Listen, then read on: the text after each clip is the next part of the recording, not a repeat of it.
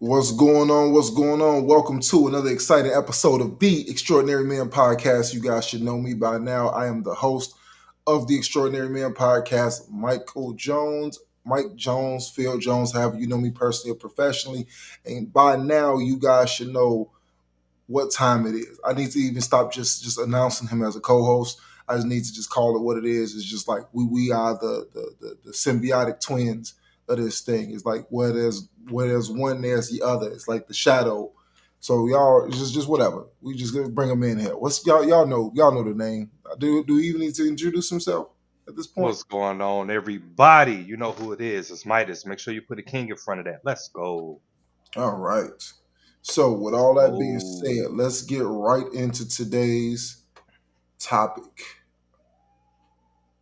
Go ahead and put that up. So, needless to say,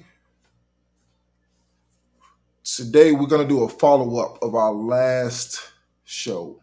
And what was our last show pertaining to?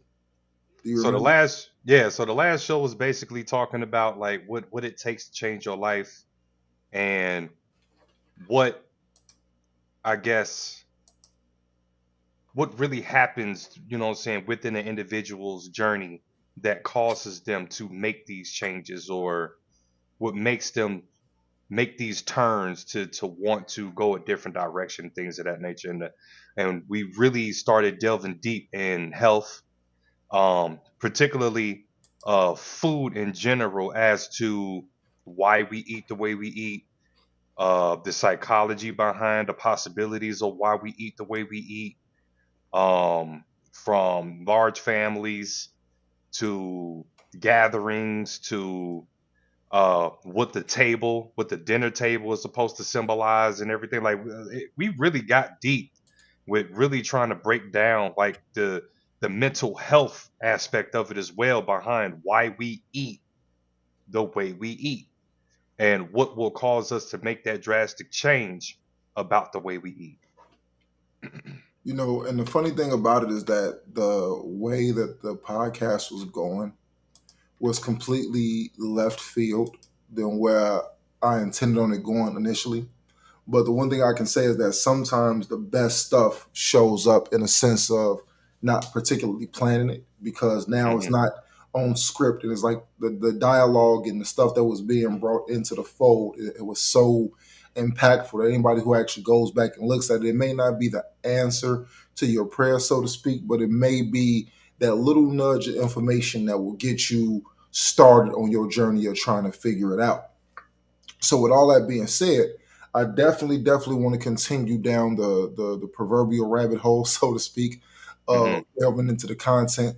Now, what I will say is that if you guys are interested in the Extraordinary Men information, go to the YouTube, catch up with the YouTube, and go to the previous episode. Matter of fact, I'll go ahead and I'll drop that into the link so that you guys can catch it. So if you guys are interested in going to go see what the last one where we're talking about health, talking about food, talking about fitness, and things that traditionally are not spoken about as often as they should, or at least the psychology behind our health and welfare, I'll go Hmm. ahead and I'll drop that video link in. But Midas, I want to go into a different direction today. Yes, sir. So we talked about health, we talked about food, we talked about, but what are some other factors that you can think of that will make a person want to change their life? So if I recall, my answer from the previous show was something catastrophic, where they had such a life changing event take place. For instance, for the ease of an example, um, a very close family member died, and it was due to smoking, or it was due to drinking, and that would cause you to start looking at things differently, and taking your kidneys and your lungs more serious. Um, it could be something where saying enough is enough, where you're tired. And again, for the ease of the conversation, these are just examples that everybody should be familiar with and can really relate to. Is you're tired of check to check. The sick and tired is what causes that change.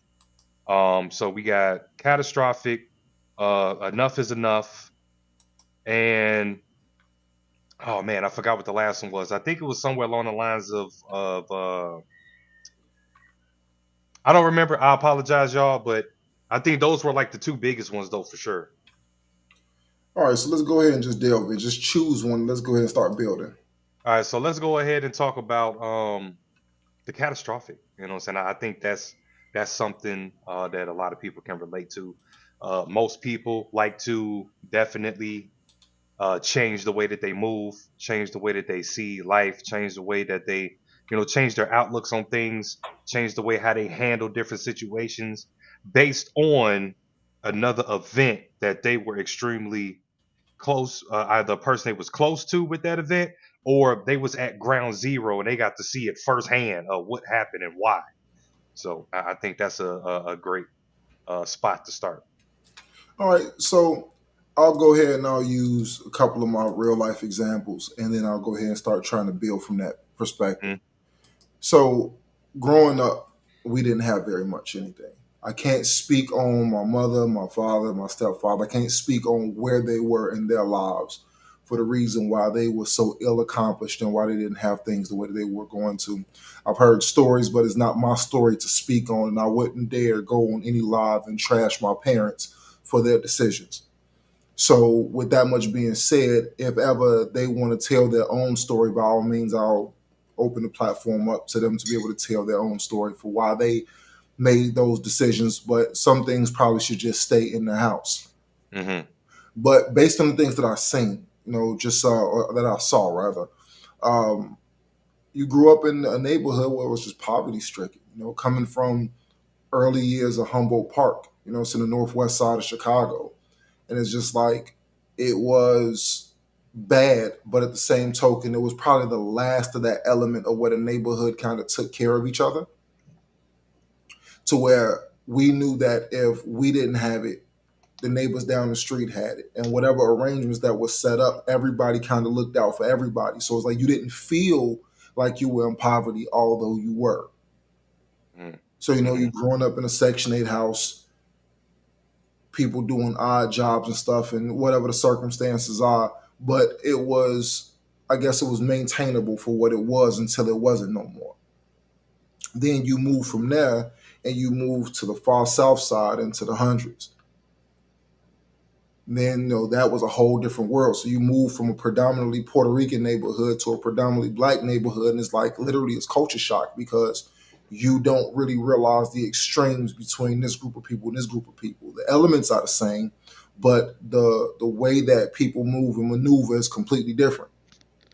So now you transition from there and you move from there to the west side of Chicago. Now you're off of what is this Superior and Cicero, mm-hmm, or somewhere in that area. I can't remember the specifics, but that was like around the fourth grade. Terrible time over there.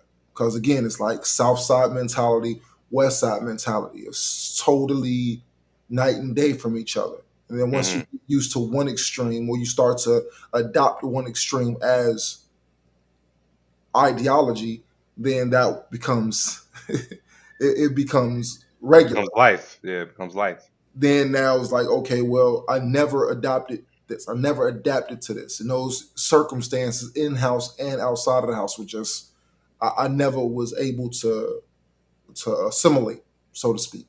Mm-hmm, Then go back to the South Side, 1998, 1999, things start tumbling downhill. Then, group home, and then you go to the foster home. So now I'm out in the South suburbs. Now, mind you, I hated being in the South suburbs. I hated it. It was quiet. It was peaceful. All things that I wasn't accustomed to. So it's like you literally just felt like you were so out of place. But the poverty mindset was so deeply ingrained into me as a child without me even realizing it, that the thought of peace irritated me. You're That's not the only one, Mike. but I It's a mean lot of there's a lot but of people like that. but that's why I'm telling my story. That's why I'm telling it the way Yeah, I can man. pertaining to the subject matter. So Mm-hmm, now I become an adult. 19, situation happens. Then I transition from that house to Emo house, from mm-hmm, Emo's house to your house, and from mm-hmm, your house back into the city. By the time I get back to the inner city, it's clear as day that I'm not like these guys. I'm not. I'm not vicious. I'm not ready to risk it all. I'm not Mhm. that guy. I Mhm. want to get a job. I want to figure my life out. I want to do something positive. But then you have to adopt certain levels of assimilation just to not, not become prey in that environment. So now you're on the low end, 48th and Drexel, and it's like again, it's an environment that's completely unfamiliar to you. But now you have to find certain ways of maneuvering and making your way to figure your life out. So by the time wife, kids, and the latter come into play, you're shaking off all these different layers of all these different life Mm. experiences that you had.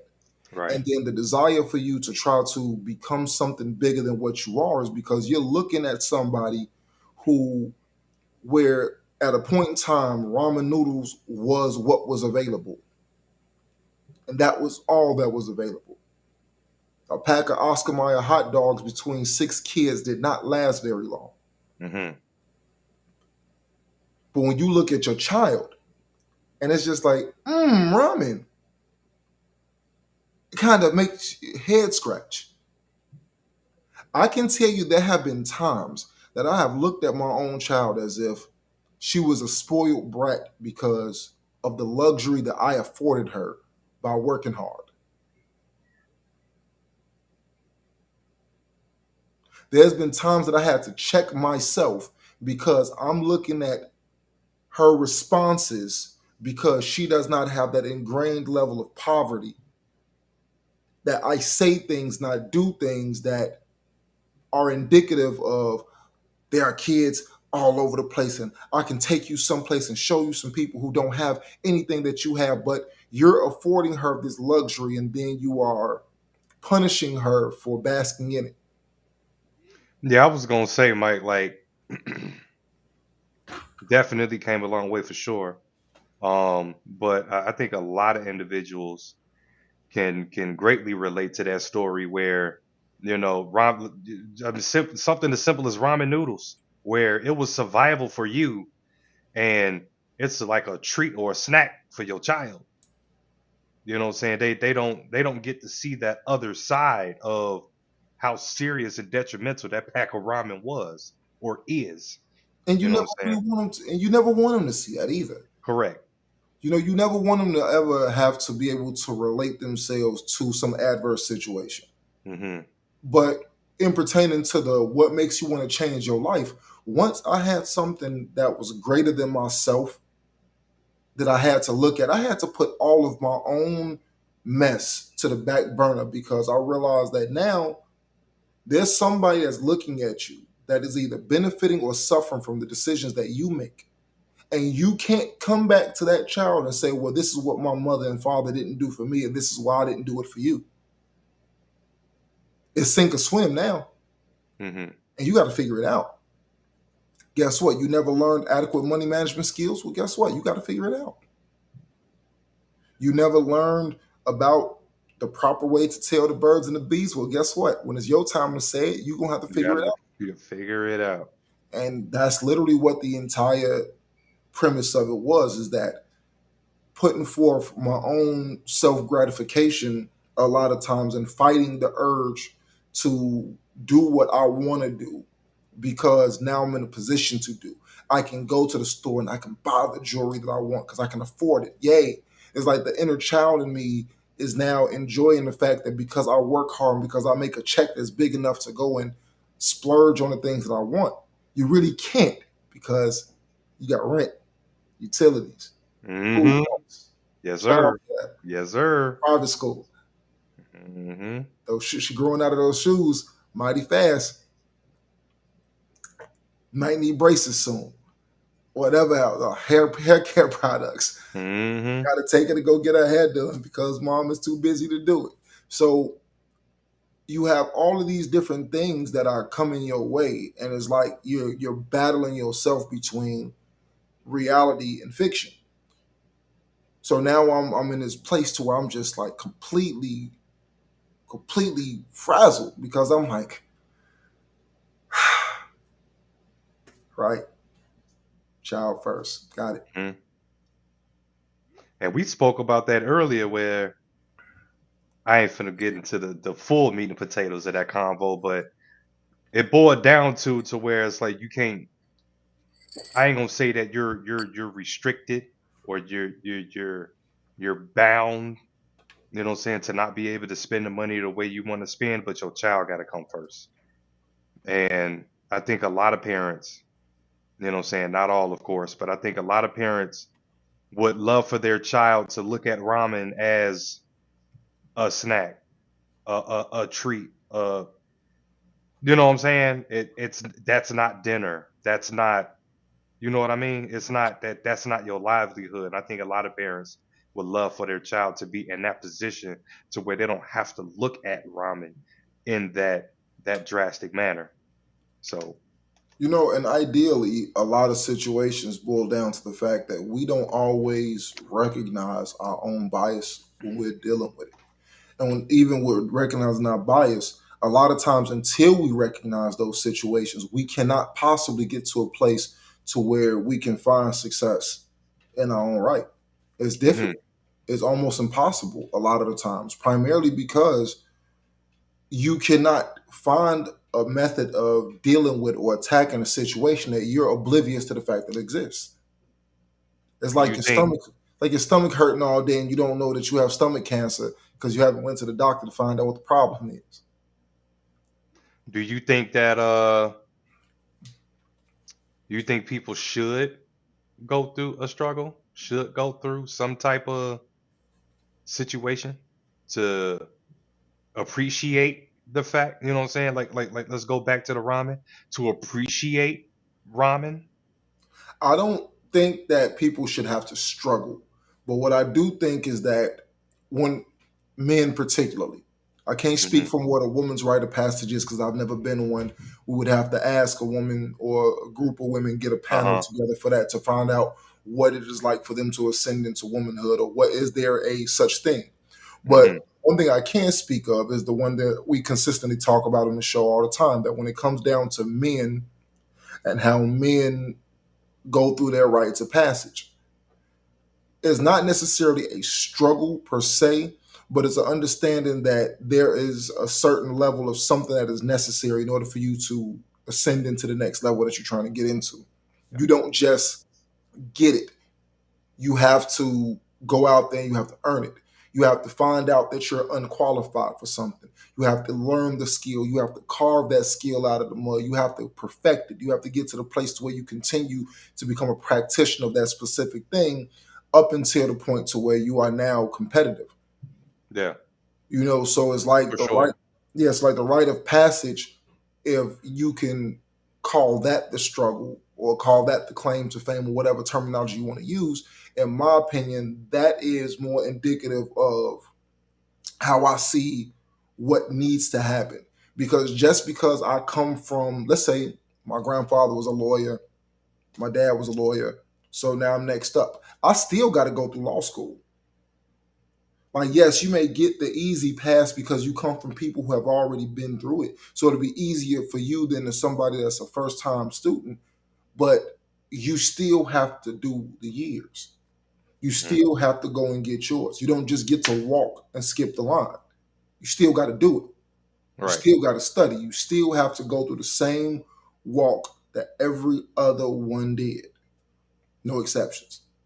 So that's what I feel like we as men need to go through. Like I said, as far as women are concerned, I'm not 100% sure, but I don't think struggle is the right term. I think it's more so of rite of passage that you have to experience something that will open your eyes to the fact that there's a larger picture. Mhm. So you need to have that epiphany moment per se. In respect, yeah, I don't think that because we don't all come from different, because we don't all come from the same type of lifestyle. Like For poverty sure. for some people is non-existent. They've never seen it firsthand. They never had to endure it. They never had to account for it because of the life that their parents or their grandparents have afforded them. Hmm. In retrospect, that doesn't mean that they don't struggle. The struggle could be different.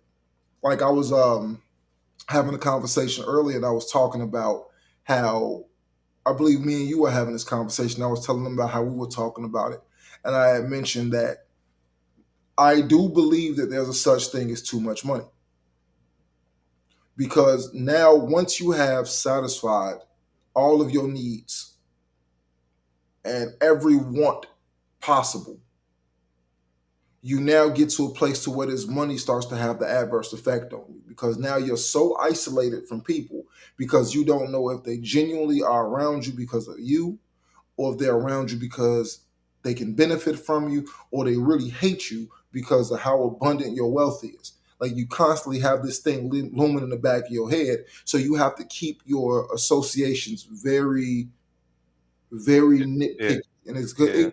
yeah, I think that 50 Cent's trust issues are pretty indicative of probably how a lot of wealthy people think. I just think that he's one of the few people that's actually vocal about it.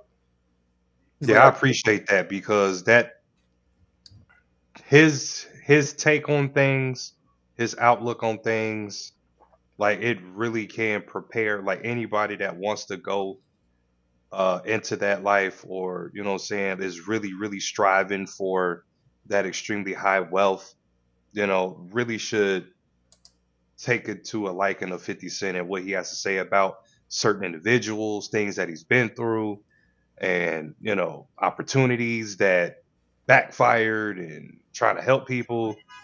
So I really appreciate him being like really open and honest about that, and everything isn't just peaches and cream, and giving us a look into like his mental state for real, like how somebody like you just mentioned, like they really are constantly like on the defense. And I don't think I want to live like that, to be honest with you, Mike. yeah, and I mean, with that being said, it's like I do sometimes think about when we talk about stuff like success. Success is such a, I won't even say it's a dirty word, but success is such a great word. But how success is pivoted, so to speak. A lot of times you don't even really realize what the detriment of success is. We only want to obtain it because of what it can afford us. But we don't think about, is there such thing as too successful? Is there a balance? Is there a such thing as having too much? Can the overabundance, like anything that is too much, can it hurt you? Now, again, speaking from somebody who still has to go to work later on tonight, probably not a problem I should be worried about currently. But it's just one of those That's things. a good question, though. Yeah, I mean, it's something that is like, well, we'll see when we get there. I think it's more of like too much success, too much money.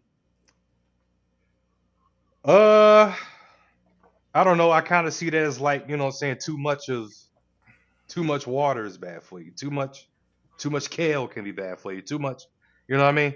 So I don't know. I don't know. I'm not there. I'm not there. We need somebody with too much of it to tell us or give us, you know what I'm saying, like for real, true, honest, insightful stories about it. For real. Well, one thing I will say for sure is that, in pertaining to the topic, is like one thing that it took for me to start changing my life around is that I had to start looking at things accordingly. And what I Mm. mean by that is when I stopped smoking cigarettes is because of fatherhood.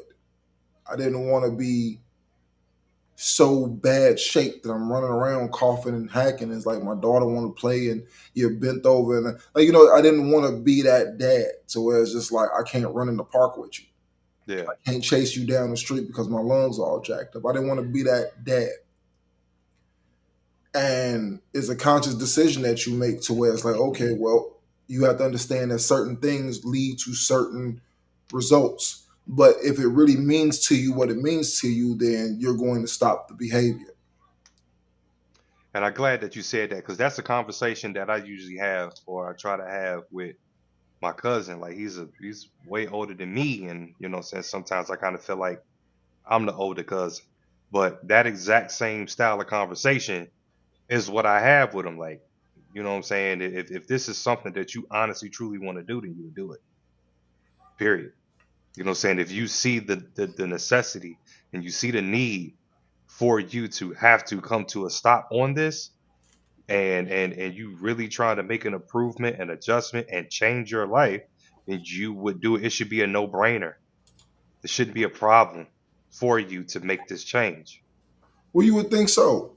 However, I can tell you now that when you get to that threshold, there's an internal fight that you have. And it's like the more external pressure that you get, the less likely because, you're just hard headed. A man has to come to his own conclusion at his own time. There's nothing that you could say to me that's going to make me change me. You may say something that sparks the light bulb, but I'm the one that has to do it. I have to get in the car and drive to the job. Hmm. You can try to encourage me and motivate me to get up and go to work all you want, but I still have to go and turn the key to that car or push the button in my push start and drive to the job. No exceptions. So the action is on me to take.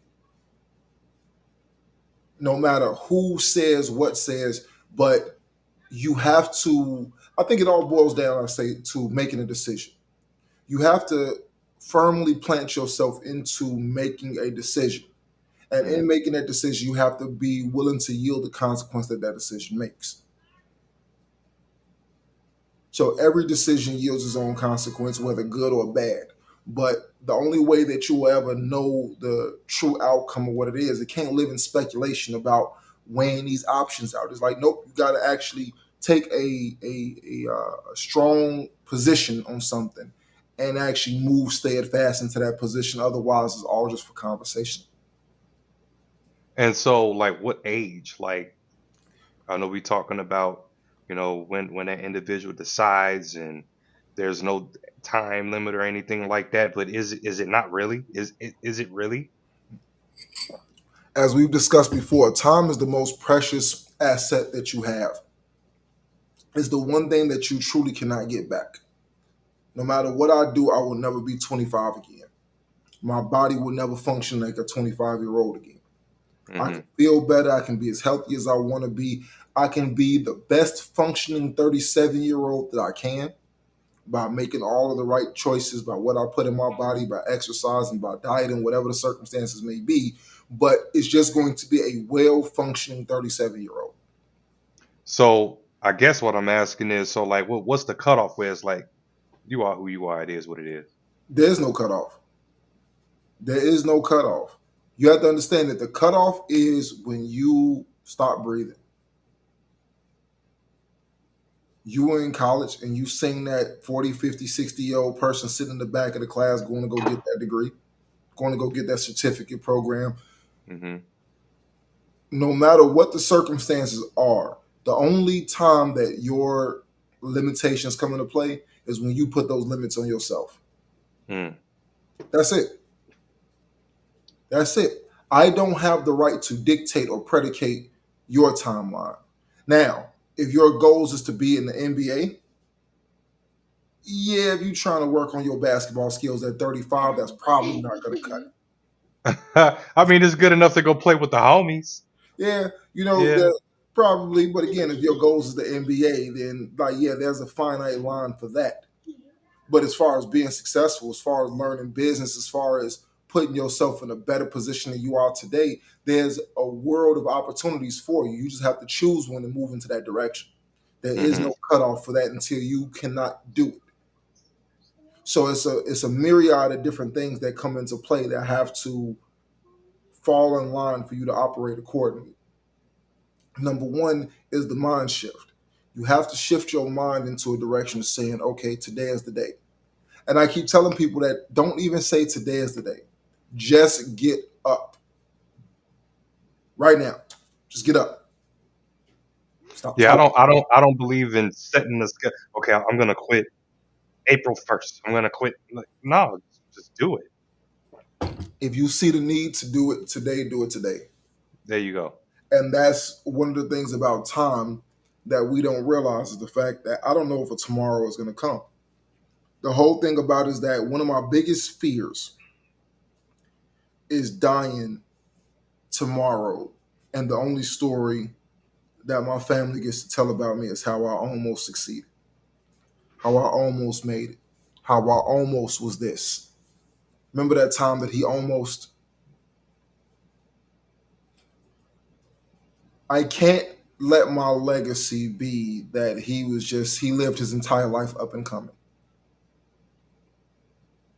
Mm. It doesn't sit well with me. That's deep. It just doesn't sit well with me. It's like the Me highest either. pinnacle of his success was also unfinished.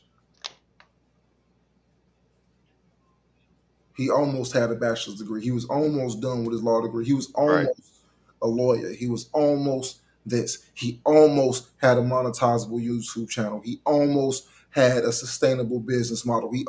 I cannot send my child out there into the world, and the legacy that I left her as a father is that I almost succeeded, that I never quite got the goal. Yeah. And not only that, but uh, uh, bouncing around, hopping around, whether it's been you didn't move from job to job to job to job, like a lot of instability, or a lot of moving from opportunity to opportunity. Oh, we're gonna do a hot dog business, and then we're gonna sell this, and then I'm gonna do that, and then I'm gonna do t-shirts, and then I'm gonna do, you know what I'm saying? Like you have no solid ground on anything, and you didn't see through and push through on anything. There's no years under the belt of you trying to get that thing to work. Well, and that's one of the most important things too, is that you have to also make a decision in your mind to where you come to the rational understanding that this is not a short-term fix. That this thing that we're doing is not a if it don't work in 6 months. It's like no, this is a Tuesday, Friday, Saturday, and maybe Thursday, maybe Sunday, maybe here, maybe there. This is a building block process that you continue to add on to. So you could even ask, like, what is the motivation? Like, what is the part that motivates you to get up and do this every day? Is because when I say things out loud and they go on the record like this, I'm held accountable. Correct. I'm held accountable. So it's like if I say, "Hey, I'm about to work on fitness, everybody," and the next time y'all see me, it's like my face is all swole up and stuff because I done packed on a whole another 20 pounds, 30 Hmm. pounds. Guess what? I can't get mad at nobody but myself. So if people hold me accountable and say, like, "Hey, how are you trying to make suggestions about what men can do to try to get themselves together, and you can't even practice what you preach?" I'm held accountable. There may be a lot of reasoning, you know what I'm saying, at the beginning of this, and trying to get this up and running and rolling, and trying to get individuals, you know what I'm saying, on board. I think once it started coming down to that accountability, I think that it scared a lot of individuals. Well, you have to understand that you have to also look at the fact that by being in our mid 30s, we all have track records. Hmm. So the culmination of our wins, or I would say our win loss ratio for our lives, a lot of us don't really have the skills necessary to know what winning feels like. Like a lot of us have never experienced that big check. A lot of us have never experienced that promotion. A lot of us have never experienced getting to the finish line of something that we set out to accomplish. A lot of us are undereducated. A lot of us are working jobs that we don't want to be at those jobs, but we know that we have gotten so far into a niche situation that it satisfies our bills or satisfies our living situation. But I know that if I was to leave here to go and try to do this over here, here, here, or here, I'm going to be lowballed and take drastically less money, and the requirements for that are going to be much higher than what it is where I'm at. So I feel like I'm stuck here, and Yeah, therefore that's a big one.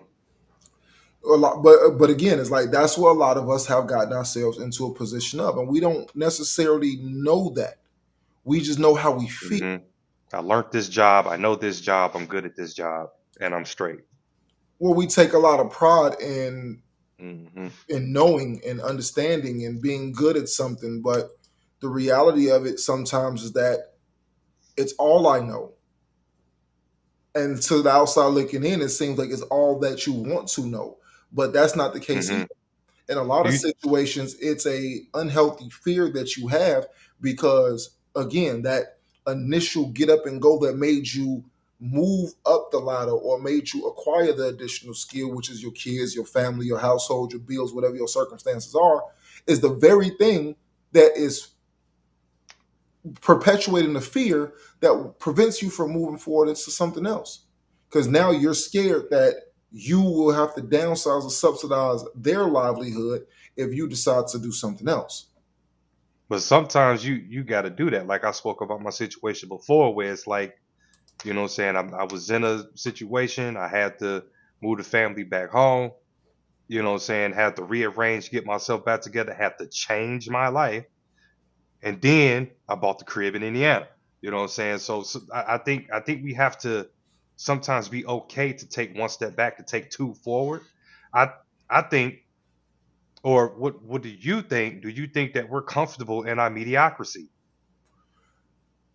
I think that's a bold statement.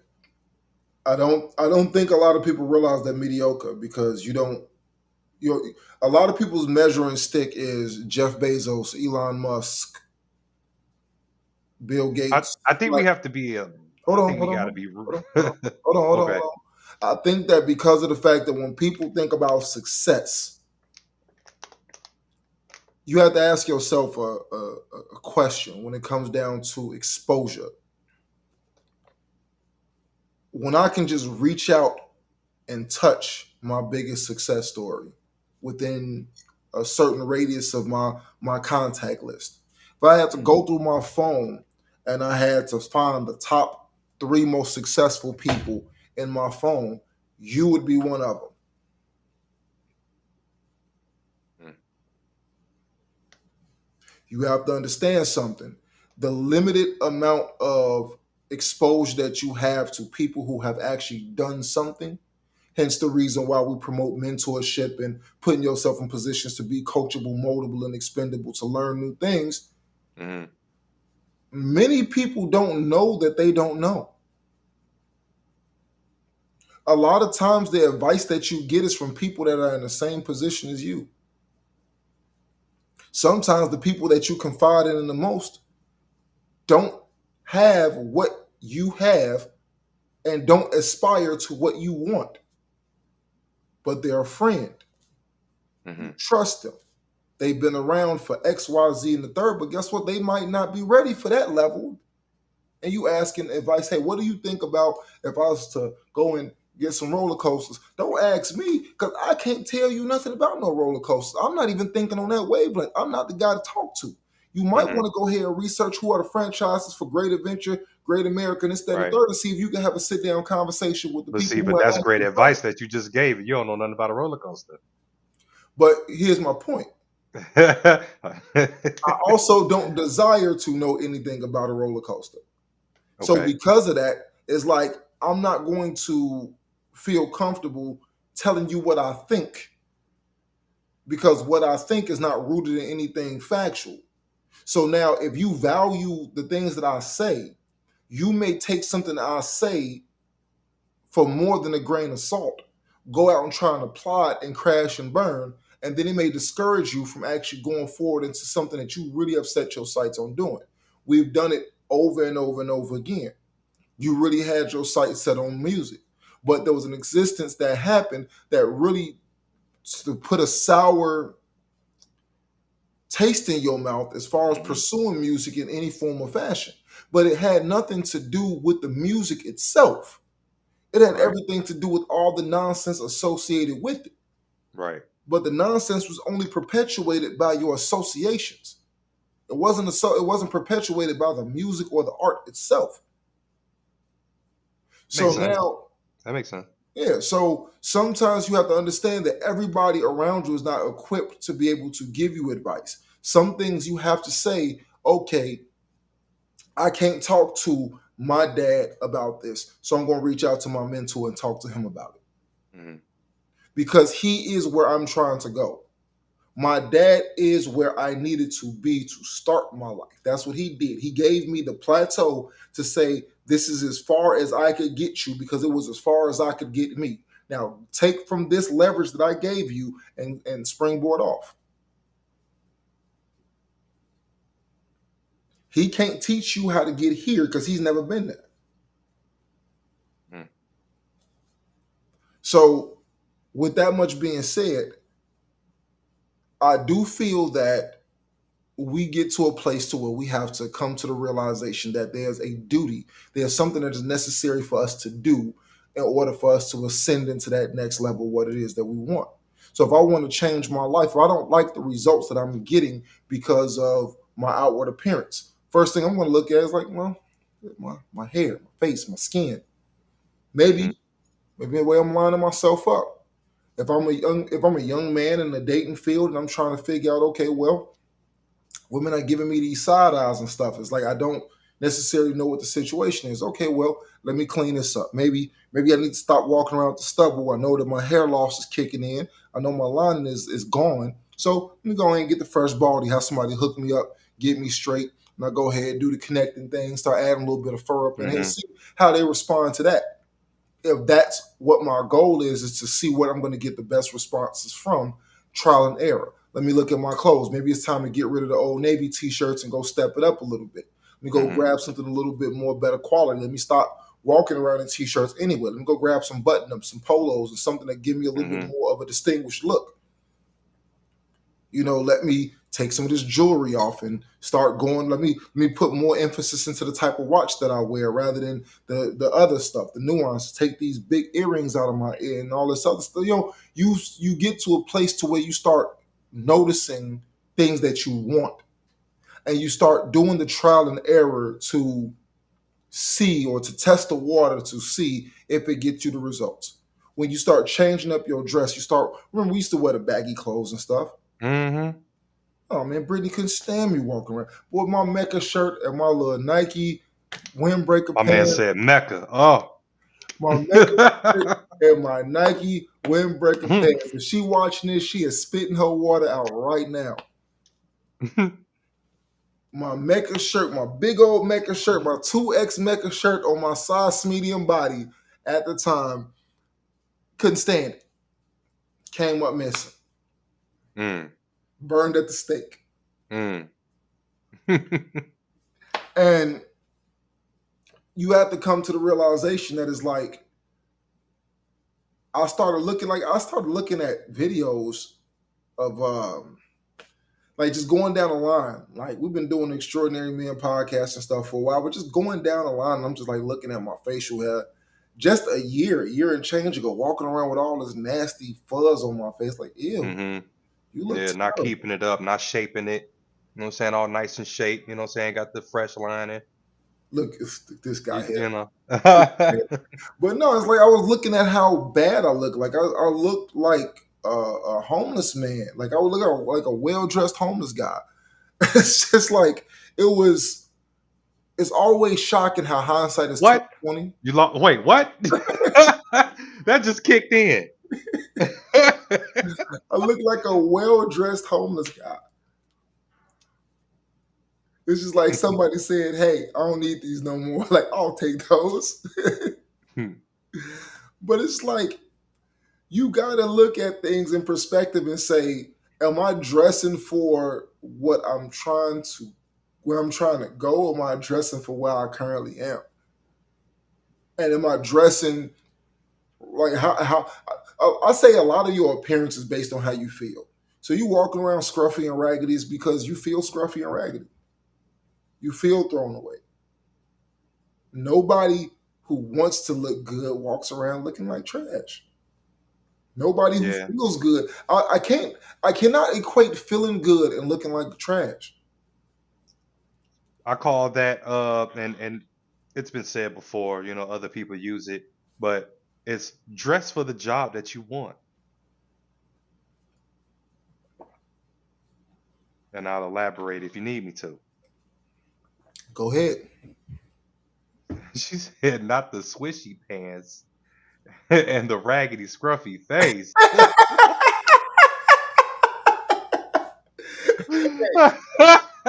I knew I was gonna get some hating in there at some point. So dress for the job you want. Uh, basically means that you want to make sure that you're presentable at all times, regardless of where you at, regardless of the day. If you're off today, if you just out just shooting it, kicking it, you know what I'm saying, whatever, you still want to be in the best position possible to look the best that you can look, because you don't know who you're gonna run into, what situation you're gonna be in, how the day is gonna play out. You just don't know. So you want to be looking as best as possible every day. You just don't know what your outcome gonna be. For all you know, excuse me, guys. For all you know, you could be a IT engineer, a great software developer, and for some, yeah, dress for success. I mean, yeah, but I mean, in a nutshell, dress for success. And we mentioned Jeff Bezos, so let's use him as an example. You have no clue. You could be in Silicon Valley, just chilling one day, Mind your own business. minding your Go own down that. business, and you just happen to just bump into Jeff Bezos, and he may have a quick 5 minutes to shoot the, you know what I'm saying, talk to you, shoot the breeze with you. And out of that 5 minute conversation, he brought up that he needs a new software developer. Well, look who just graduated, and you dressed. He might tell you, hey, you know what? Come over here to the office over here. I want you to meet with Justin and tell him that I sent you personally. You never know. So, And I know that's a far fetched story, but you just don't know. You never know. so on a less extreme side, Hmm. when I got the ascension to my promotion where I currently am was because of how I carried myself. It wasn't just the work alone. I was never late, and every time I came in, I always dressed. Like there was people who were there that said, like, dude, we knew you was gonna be a supervisor when you walked in the door. Like you just carried yourself like in a completely different manner. Exactly. Exactly. So when the first opportunity came to show what I was capable of doing, they were like, oh yeah, we like this guy. So they kept giving me opportunities. And a door closed, but then a window opened right afterwards. Say, hey, this person is leaving. We need you to take over this operation. You think you can handle it? Throw it at me. And I knocked it out the park during Hmm. peak Christmas season with heavy volume. Got it out the way. By the January or about January 1st of that following Christmas season, or right after Christmas season, I was promoted. That was a year and change ago. Like I remember I was on the phone with you the day I was we were having an extraordinary man meeting when I got Hmm. called into the office and got offered the promotion. Yeah, I remember that. Yep, I remember that. And you know what I'm saying? Okay, let's bring it down to earth. You know, like I said, that was a far fetched scenario. Could happen, but far fetched. But the thing is that there was a Walmart. marriage between work and presentation because they Right. looked at me and said, "Hey, let me give that guy opportunity. Hmm. Let me see what that guy can do because the way his work ethic and how he presents himself is respectable." Correct. You know, just like let's use Walmart. Okay, you coming into work. You coming into work. You got Jordans on, baggy jeans, rhinestone whatever shirt. You know what I'm saying? No diss, no smite, the dreads, the dangling crap all over your head, and you talking about you want to be a manager, you want to be a shift lead, you want to. Do you really think? Do you really think somebody wants to put somebody in a basically putting you as a face for the organization, and this is how you come to work regularly, and we give you this position and we telling you that it's okay for you to come as a manager like that? You Well, really got to think about things. and I like what you just said that because what you just said is that in essence of trying to change your life, which is trying to increase your financial stability, increase your status, and put yourself in a better situation overall, you have to come to the realization that there are certain changes that may need to be made in order for you to get it. Because your work ethic and what you bring to the table as far as what you do every day could be great. However, there are other pieces that are missing because of the fact that you are representing the brand. Correct. So, in the instance of you representing the brand, do you represent it appropriately? Like, even if you, let's just say, how we use the locks, because we don't say dreads, we say locks. But Mm-hmm. if you have the locks hooked up, because the dreads, I mean, it's in the name. But we talk about like you have your hair locked up properly, and it's clean and well put together. That's one thing in comparison to having the side shaved off and little things sticking out looking like 27 Yeah, I've actually seen locks. I've actually seen them where they look phenomenal. They're clean, they're crispy. The lining is on point. I have seen them look so fantastic, and other times it looked like roaches crawling through it. I mean, So and it has to be looked at from a introspective point of view. I have to be able to look inside, outward, and say, if I was the brand, would I hire me to do this? Okay, right. so what changes need to be made in order for me to represent? So that might mean, as far as like mentorship is concerned, I might need to consult the senior manager or one of the supervisors or shift leads or something like that to ask questions to say, if it was you making the decision on promoting the next person and you had to choose between me and somebody else, what would be the things that would disqualify me? What I would think that's a very good question. what would be Would the first thing that you would look at to disqualify me? would So I hire me? would I? And again, it's like we're Would taking an I hire introspective. me? Yeah, you're taking an Mm-hmm. introspective look at self, and you're Mm-hmm. giving yourself an analysis based on an unbiased viewpoint of the fact that it's not how I feel about me, but it's about my representation of the brand. So if I'm going to be, let's just say, LeBron James and Air Jordan, LeBron Mm-hmm. James outside of, I mean, let's just face it, he is a model person on and off the court. He's a model person on and off the court. No exceptions, no way of going around it. His family is intact. His kids are good. He has a great relationship with his wife as far as the eyes can see. Aside from maybe a couple of comments here and there that he might get slammed for as far as taking a stance on the whole China situation or whatever He else. human. He human. So what? Yeah, and it's like, it's a So what? difference. But you're not somebody who pushes the buck.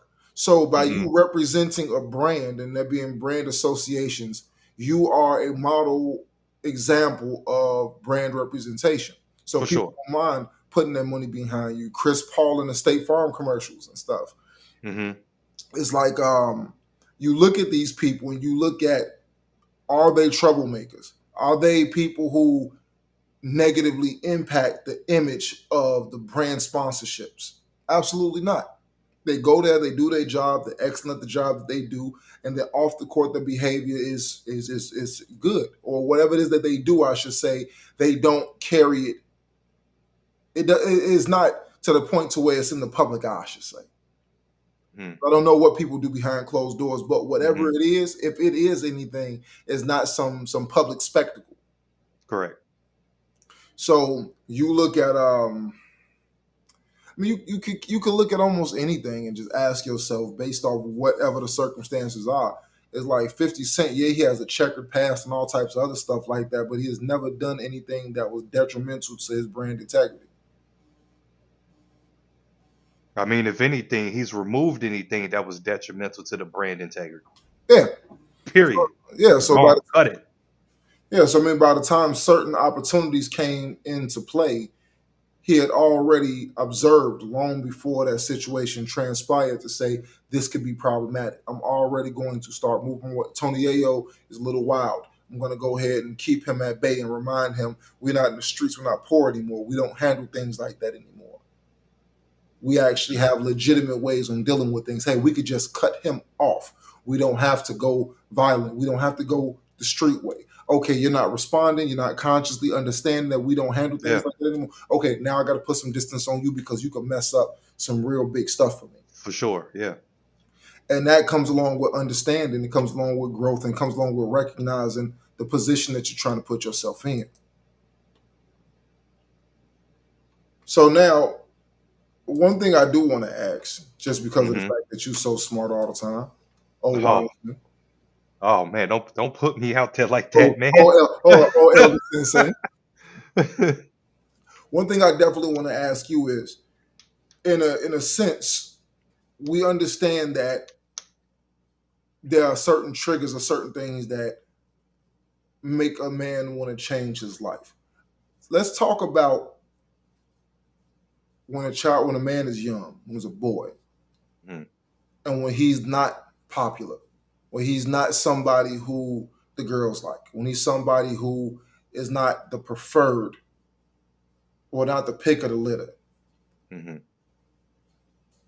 Sometimes in many situations you see these guys, they fuel themselves up with the energy that was perpetuated from all of the wrongdoing, from the bullying, from the mistreatment, from the the lack of respect or whatever else have you, and Mhm. they perpetuate themselves to a point of elevating themselves to be super successful, predicated off of the fact that I'm not going to let where I am here dictate where I end.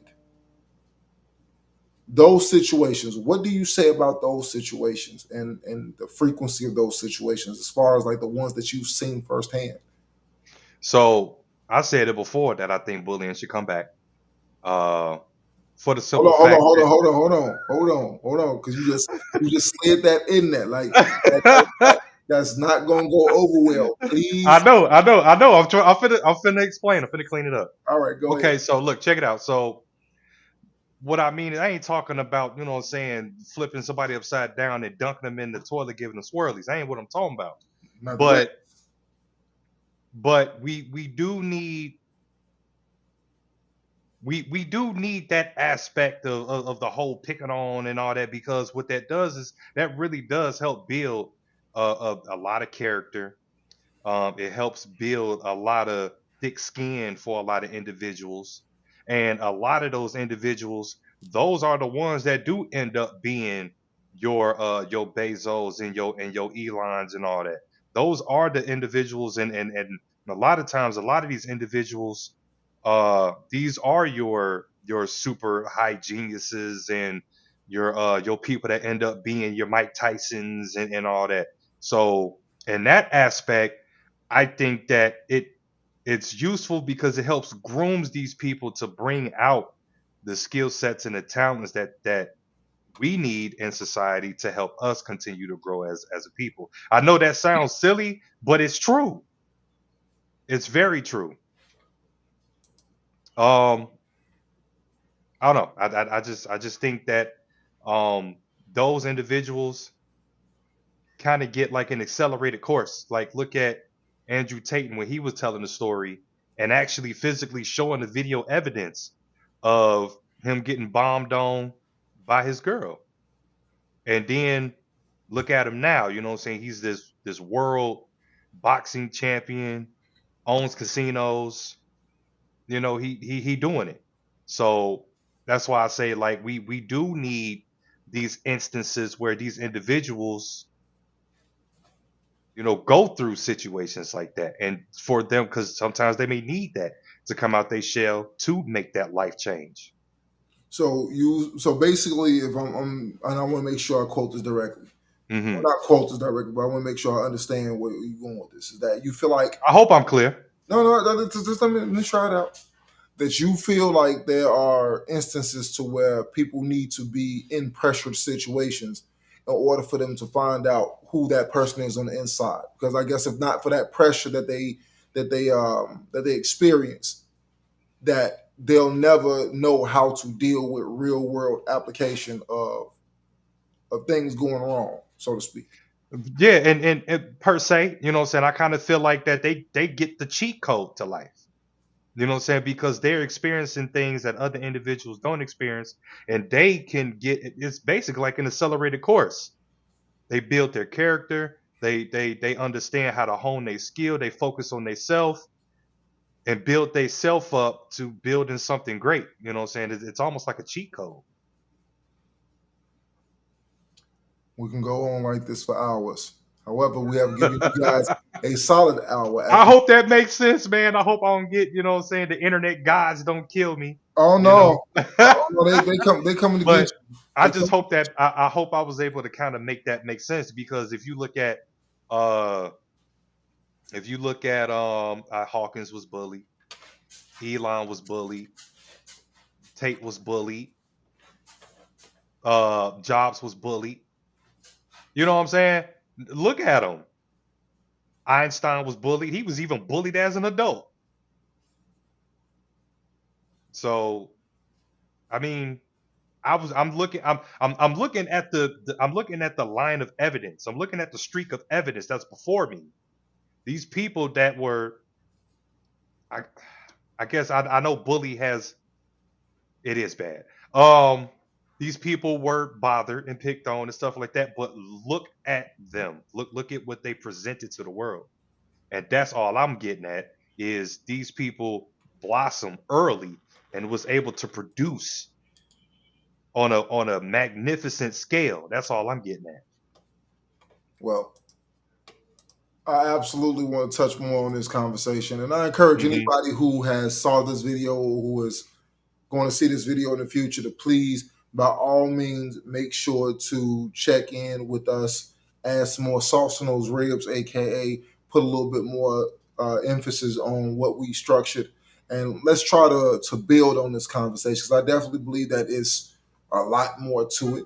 Obviously, as Mm-hmm. far as what people have to go through in order to start making life changing decisions for themselves, it could be more lighthearted, it could be more extreme, depending on the individual. Obviously, Mm-hmm. what you need is what you need, and it varies from person to person. But with that being said, you guys know what time it is. It's shameless plug time, baby.